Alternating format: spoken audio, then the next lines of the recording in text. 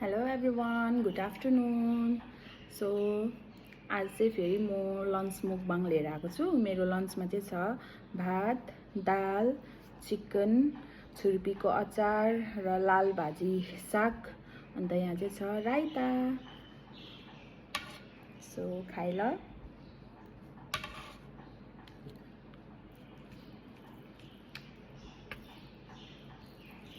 मलाई चाहिँ सागहरू क्या एकदमै मनपर्छ। साग चाहिँ मेरो फेभरेट हो। मेरो छोराले फेरि आलु माग्दैछ।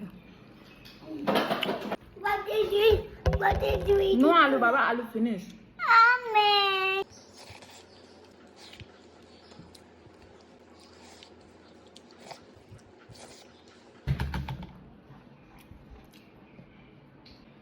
मेरो छोरा चाहिँ पर बसेर खाइरहेछ हो। हाई गरिदियो बाचु।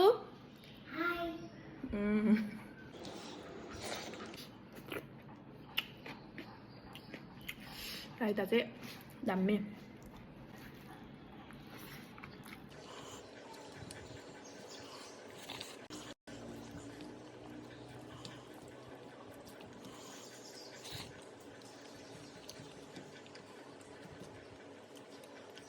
Thank you for watching.